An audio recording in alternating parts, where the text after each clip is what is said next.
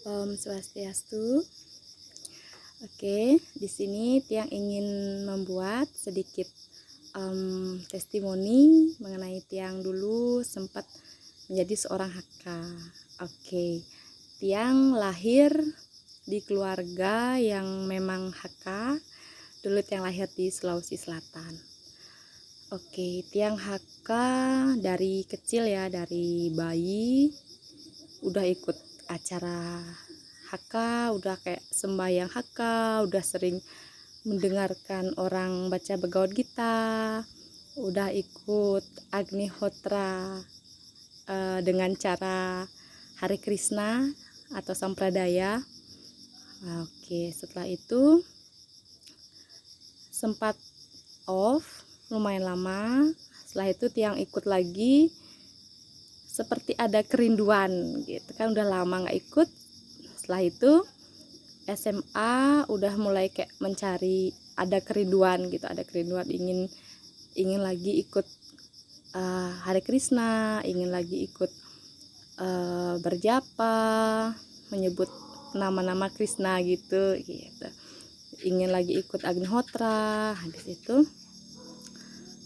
setelah nikah, setelah Tiang SMA, ternyata terjadi suatu perpecahan di desa Kerteraharja di Sulawesi Selatan. Nah, perpecahannya itu orang yang ikut aliran Hare Krishna tidak mau ikut Trikayangan, khususnya tidak ikut Mepura Dalam.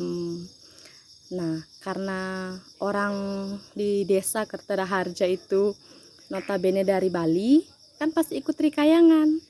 Nah, yang Hakka ini, yang Hare Krishna ini tidak ikutlah Mempura Dalam, sehingga terjadi pro kontra. Oke, yang tidak ikut Hare Krishna ini dia memisahkan diri. Lumayan banyak orangnya, sekitar ratusan kakak yang kontras artinya dengan Sampradaya Hare Krishna ini, karena begitu banyaknya tradisi Bali yang sudah dirubah, kelihatan banget perubahannya gitu. Nah, perubahannya itu mulai dari pecaruan, yang kita orang Bali menggunakan daging, darah binatang sebagai yadnya gitu. Orang Hare Krishna kan ahimsa gitu, mereka sangat menentang apa yang dilakukan oleh orang Hindu Bali di desa tersebut gitu. Akhirnya yang kontra dengan Hakka ini memisahkan diri gitu. Mereka membuat Trikayangan sendiri gitu, membangun lagi pura pusah desa dan Pura Dalam gitu. Lama berselang, yang ikut Hare Krishna ini adalah yang meninggal gitu. Yang meninggal itu yang bersangkutan tidak dapat tirta Pura Dalam, karena memang tidak ikut Pura Dalam. Mau nunas di Pura Dalam yang non Hakka tidak diperbolehkan gitu. Akhirnya yang keluarga yang bersangkutan lunas tirta ke Bali. Nah, di Bali dipertanyakanlah kenapa sampai seperti itu. Begitu. Akhirnya gonjang-ganjing, ternyata keluarga yang ikut Hare Krishna itu mulai kelihatan kayak ada yang bodoh, ada pokoknya banyaklah permasalahannya gitu. Akhirnya, tapi di situ Tiang hanya sebagai pengamat, tapi dalam hati tuh masih kayak masih pengen banget ikut Hare Krishna gitu, kayak nyaman banget dulu di sana gitu. Akhirnya Tiang tamat SMA. Dulu Tiang sempat sembunyi-sembunyi dari keluarga, artinya ikut Hare Krishna lagi, ikut persembahyangan Hare Krishna lagi, ikut Agnihotra secara Hare Krishna, pokoknya secara sembunyi-sembunyi karena kayak kerinduan banget gitu. Dan pada saat melakukan ritual persembahyangan Hare Krishna tuh kayak bahagia banget gitu. Setelah itu Tiang ke Bali, masih kuliah ke Bali, masih mencari asram-asram gitu. Ketemu, tapi nggak pernah nyampe ke asramnya gitu. Akhirnya Tiang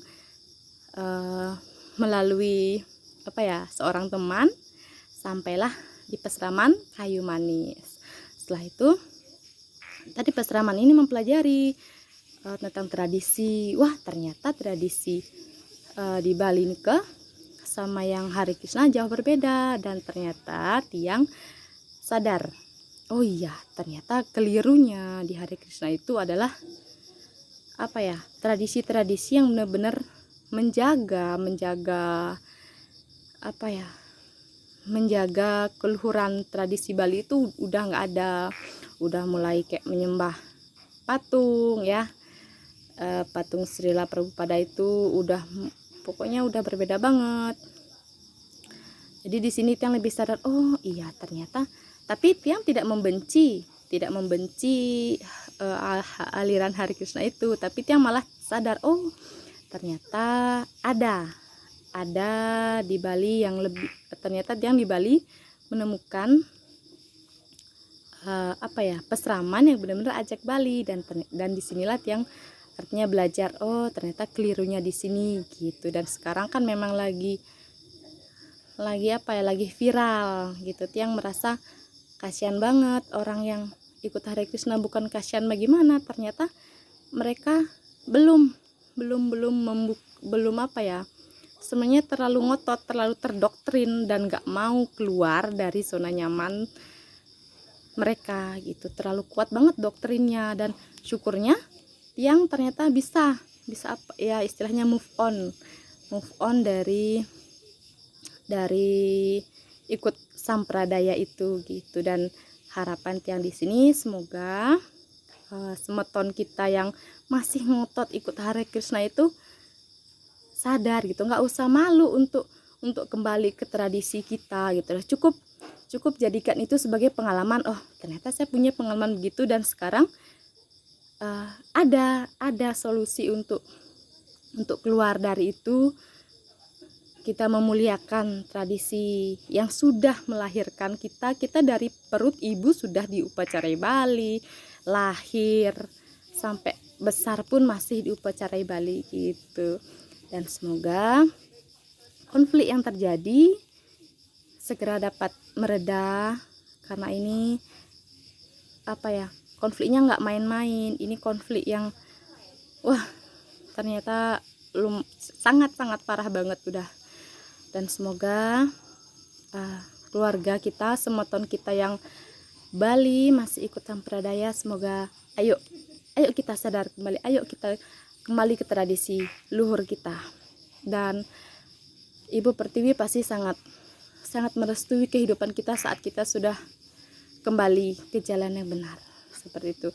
Karena kita lahir dari tradisi Bali, sekarang udah besar kok malah menginjak-injak ibu kita yang sudah melahirkan kita. Tradisi kan udah menjadi ibu untuk kita, kok malah kita menginjak-injak, menjelek-jelekkan. Itu kayak udah kena dosa yang kertagena. Dan kata guru saya, dosa kertagena itu tidak ada penebusannya, sungguh berat banget. Semoga kita bisa damai lagi, hidup rukun, damai, sejahtera. Itu harapan Tiang untuk semeton yang masih ngotot ikut Hare Krishna. Ayo, tidak ada salahnya kita kembali ke jalan Ibu Pertiwi Bali, tradisi Bali yang sudah melahirkan kita. Asa punika yang dapat yang ceritakan. Sebenarnya masih banyak, tapi ntar nggak selesai ya saya cerita. Oke, cukup. Saya tutup dengan Paramasanti. Om Santi Santi Santi Om.